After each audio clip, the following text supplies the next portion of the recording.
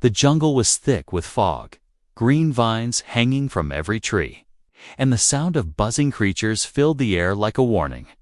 Jace walked at the back of the team, his boots sinking slightly into the wet alien soil. They were on planet Veruin 6, a deadly world filled with beautiful but dangerous things. The trees were tall, glowing softly, and the plants looked like they could move. This was not a place for mistakes. Ahead of him, Zelari moved fast, confident in every step. She was an alien girl from the warrior caste, tall with silver eyes and sharp features. Her armor was light, but strong, her long tail swinging as she walked. She didn't trust humans, and especially not Jace. He was just the medtech to her. But everything changed in the next few seconds. A sudden cry tore through the air. Everyone stopped. Weapons? Raised eyes scanning the trees. Then they saw her celery falling to the ground, grabbing her leg. A snake-like creature slithered away into the bush, its scales glowing red. Its fangs had sunk deep into her calf, and already the skin around the bite turned dark. "Don't touch her," one of the crew shouted. That thing was venomous, another said, stepping back, but Jace dropped to his knees beside her. Ignoring them all, she was shaking now, her lips turning pale blue. Her armor had already retracted around her leg to allow healing. But nothing was working. The med kit beeped uselessly, showing red error lights. "She's going into shock." Jace said. No one moved, no one helped. Even the captain stayed silent. Zelari's voice was weak. "Do you do something?" She whispered. Her pride was gone, her strength fading, without thinking. Jace leaned down and pressed his lips to the bite. Someone shouted behind him, "Are you crazy? You'll die." But he didn't care. He sucked hard, again and again. Then spit the black venom onto the dirt. The taste was metallic and burned his tongue. But he kept going. Zelari's body trembled under his hands. Her breath came in quick. Gasps, her eyes glassy. He kept going until no more black fluid came out. Then he wiped his mouth and stared at her face. She was still breathing, but barely. "Help me carry her," Jace said, but no one moved. He lifted her by himself, cradling her in his arms. "She's poisoned, and we need shelter, now." They found a clearing with some fallen trees. He laid her down gently, using his jacket as a pillow. She looked up at him, her voice almost gone. You did that for me," she said slowly. Jace just nodded. "Of course I did." The others stayed at a distance, whispering among themselves. No one expected her to survive. One of the crew muttered, "She's doomed anyway." But Jace ignored them all. He checked her temperature. It was rising fast. He poured a small amount of water on a cloth and dabbed her forehead. She winced, her muscles twitching. Her veins glowed a dull red under her skin. He took out a small pouch from his belt, crushed a leaf inside, and mixed it into a drink. It was an old human survival herb, but strong. He lifted her head slightly and held the cup to her lips. She sipped weakly, her throat barely moving. "Why?" she asked again, eyes flickering. Why would a human do that? Jace didn't answer right away. He looked up at the stars between the trees, then back at her. "Because I couldn't watch you die," he said finally. "Not like this." Her eyes stayed on him, searching his face like she had never really looked at him before. Then her eyes closed, and she slipped into sleep. But her breathing was calmer now, her body less stiff. The venom was slowing, but not gone. Jace sat beside her, never moving. The others stayed far, afraid to catch whatever she had. But Jace was not afraid in that moment. Under the silent trees and glowing sky, one human made a choice. He didn't know what Zelari meant to her people or how far her bloodline reached. All he knew was this: he had saved her, and nothing would ever be the same again. The night wrapped around them like a heavy blanket. Cold and thick with alien sounds, insects buzzed, and strange cries echoed from the trees. But Jace didn't move. He sat beside Zellari. Her breathing was shallow, her skin still warm, almost burning. He kept checking her pulse, counting every beat, each one a little slower than the last. He reached into his pack and took out a thermal blanket, wrapped it around her carefully, then leaned back against the log, his eyes heavy but alert. He knew sleep could mean death for her or him. Sometime deep into the night, she stirred. Her body jerked like something inside was fighting to get out. Her mouth opened slightly, and a quiet moan escaped her lips. Jace was instantly beside. Her silver eyes opened for just a second, glowing faintly in the dark. Her voice cracked. "Jace." "It hurts." He wiped the sweat from her face with his sleeve and held her hand. It was cold, too cold. "You'll be okay," he whispered, even though he didn't believe it himself. Then her body arched, and she screamed, a sharp, broken sound that made birds fly from the trees. Her back lifted off the ground. Her fingers dug into the dirt. Jace held her down gently but firmly. "Stay with me," he said. "Breathe, Zellar. Just breathe." Her veins lit up again, this time brighter. Running like fire under her skin, the venom was moving through her bloodstream, and her body was fighting back. He reached into the crushed leaf pouch again, added more to the drink, and held it to her lips. She pushed it away at first, but he whispered, "Trust me." And this time she drank. A soft wind passed through the jungle, and he noticed her skin had started to cool slightly. Not much, but enough to give him hope. But then, from the shadows, a voice came. She should not be alive. Jace turned, his hand moving to his sidearm. It was Captain Grell, standing a few feet away, arms crossed. "She's poisoned, Jace, and you're wasting your time." "I'm saving her," Jace replied, his voice hard. "Alone." The captain shook his head. "No one saves someone from a Corvian death bite, not even a human. Then this'll be a first," Jace said, never taking his eyes off Zellari. The captain stayed silent for a moment, then walked away, muttering something about fools and wasted effort. When morning came, the sun barely reached the ground through the thick trees. Jace felt like he hadn't slept in years, but Zellari was still breathing. Her face pale, her lips cracked, but she was alive. She opened her eyes again and whispered, "I had a dream." He leaned closer. "What did you see?" "Achoo," she said weakly. "You were burning, and I pulled you out of the fire." Jace gave a soft laugh. "I guess we're even now." She managed the tiniest smile before her eyes closed again. Not unconscious, just resting. Finally, that small smile meant more than a medal, more than orders, more than war. Somewhere deep in this alien jungle, a bond was forming, not because of duty, not because of rank, but because a human chose not to give up. And in that silent moment, Jace knew, if she survived this, nothing in the galaxy could stop her, and she'd remember who stood by her when everyone else walked away. The sky above was still a dull green when Jace noticed something strange on her skin. A thin line forming near the bite, glowing with a soft gold light. It didn't pulse like venom. It shimmered gently like something waking up. Zellari was still asleep, but her hand had moved during the night. It now rested near his leg, fingers barely touching his pants. He didn't move away.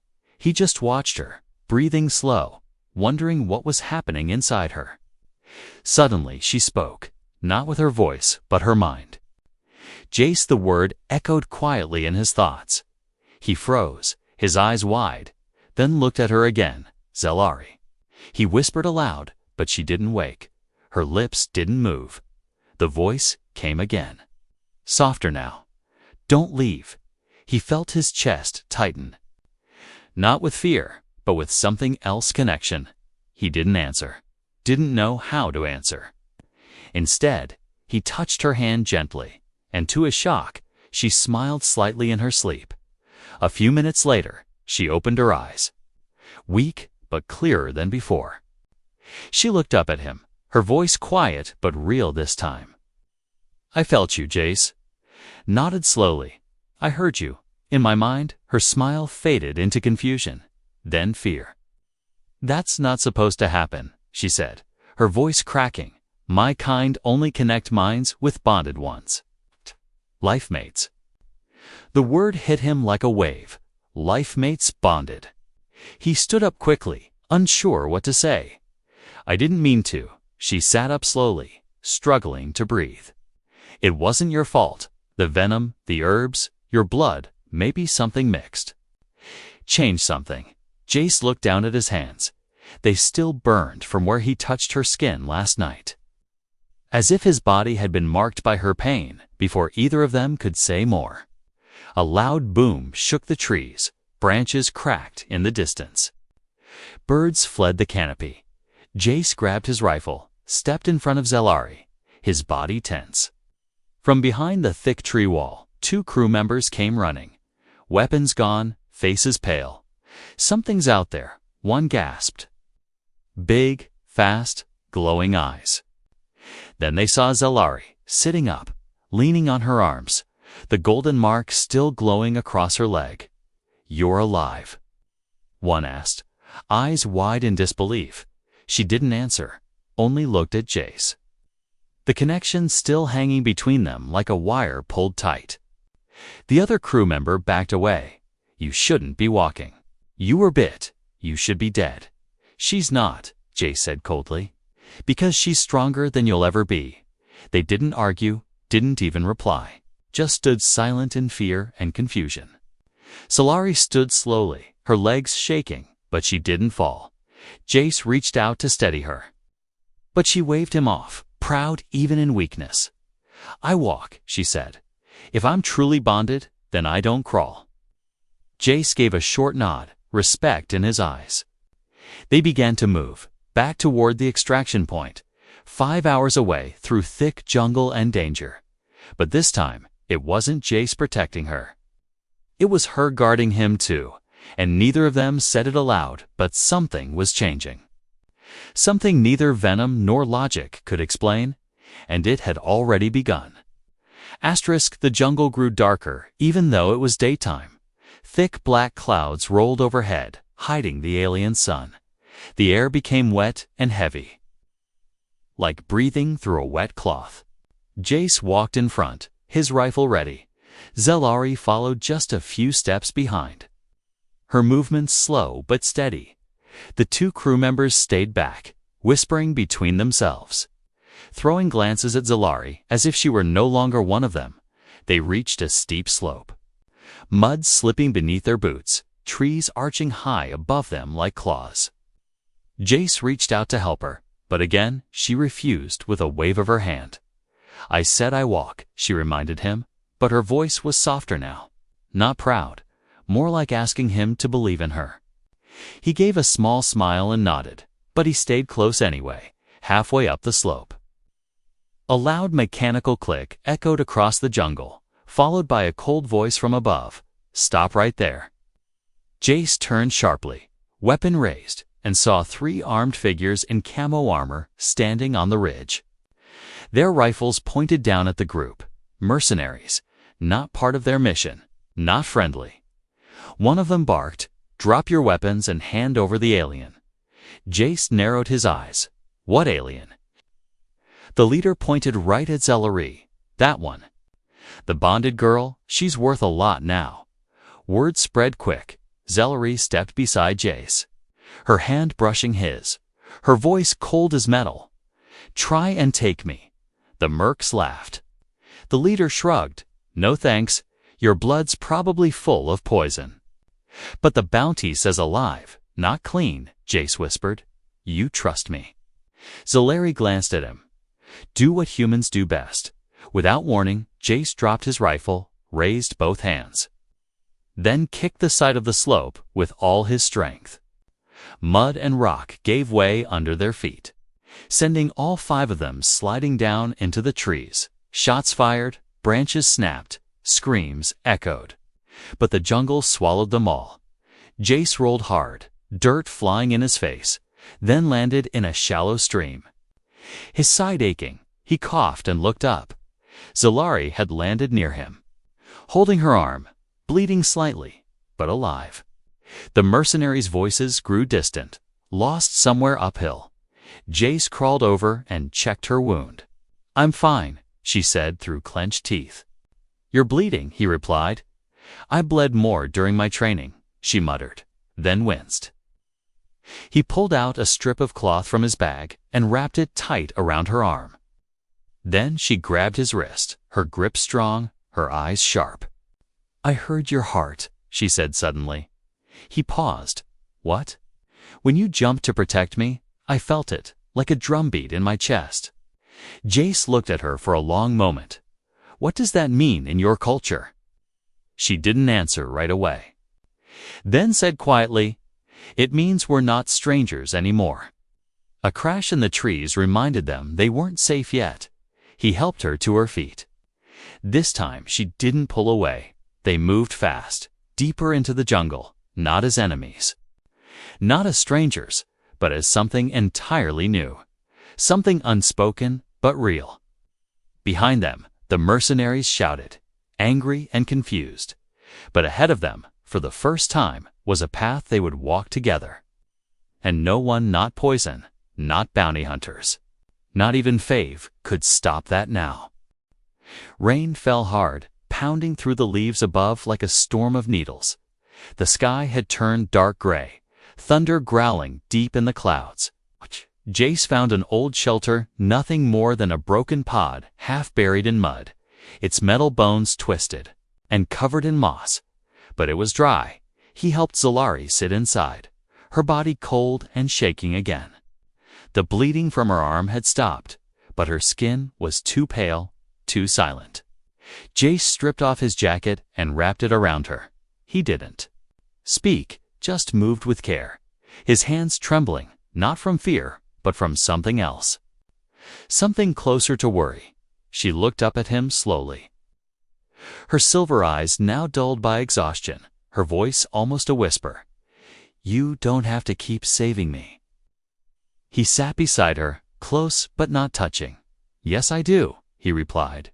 Silence stretched between them like a heavy curtain, only broken by the soft rhythm of raindrops on metal. Then, without warning, Zalari spoke again. "I wasn't always a soldier." Jace turned, surprised by her words. "My people. I wasn't meant for war. I was born into the singer caste, meant for beauty, not blades," she said quietly. "But they said a bond with a human made me unclean, so I joined the war to forget who I was." Jace didn't know what to say, but she didn't expect a reply, and now, she added, her voice bitter, "I get bitten by a snake and wake up bonded to the one thing I was told to hate." Jace sighed and leaned his head back against the cold wall. "I didn't choose it either. I know," she said, her voice softer now. "That's why it feels real." Lightning lit up the sky outside. For a second, they could see each other clearly. The dirt on his face, the sweat on her skin, the fear hiding in both of their eyes. Then darkness returned, wrapping them in silence again. Zalari shivered once more, and Jace finally reached out, pulling her closer to share his warmth. She didn't resist. Her head rested against his chest. "I can hear it," she murmured. "Your heartbeat." He smiled gently. "Still not dead." She gave a soft laugh that turned into a cough. "He held her tighter, you know," she said, half asleep. "If we survive this, I'll have to protect you forever." "Forever's a long time," Jace replied. "Good," she whispered, closing her eyes. "Then you'll have time to explain why humans taste like bitter herbs." Jace chuckled, and for the first time in days, he felt the fear loosen its grip on his chest. Outside, the storm raged, the jungle shook. And the mercenaries were still out there searching, but inside that broken pod, two strangers rested, no longer strangers. Something ancient had awakened between them. Not just survival, not just instinct, but trust, and trust, in a place like this, was rarer than oxygen. The sun returned like a tired, eye-opening slowly. Weak light slipped through the broken roof of the pod, dust floating in the air like tiny stars. Jace opened his eyes first, blinking slowly. His body stiff from holding her all night, Zelari was still resting against him, breathing soft, her skin no longer burning, no longer glowing. He didn't want to wake her, but he knew they didn't have much time. He shifted slightly, and her eyes opened on their own. Like they had been waiting for him to move. She didn't speak at first. She just looked up at him like she had forgotten the war, the poison, the mission, everything. Then her voice came quietly. "You're still here."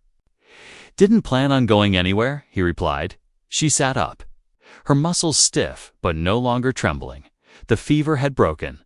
The poison was losing its grip. But just as they started to gather their things, the sound of running footsteps echoed through the trees. Fast, desperate, Jace grabbed his weapon, crouched low, Zelari beside him, her hand already gripping the handle of a knife she'd made from a broken piece of the pod. A crew member burst into the clearing, face bloody, panting hard, his armor torn and smoking. "They're coming," he gasped. "The mercs, they found our trail." Jace stepped forward. "How many?" "All of them," the man choked out, "and they have a tracker. They know about the bond. They know what she is now." Zelari's body tensed. She looked at Jace. "We can't run anymore." He nodded slowly. "Then we fight." The crewman shook his head. "You don't get it. They brought a drone tank, light armor, heat vision. We won't make it 5 minutes. Jace turned to Zelri again. "You said you were from the Singer cast. Can you still do it?" She looked confused. "Sing." "No," Jace said. "Command." She hesitated, then stood up slowly, her eyes narrowing. "I can try." They moved quickly, finding high ground near the broken ridge, the same slope where Jace had thrown mud to escape. Now, it would be the place they made their stand. Zelari climbed on a large root, standing tall even with her body weak.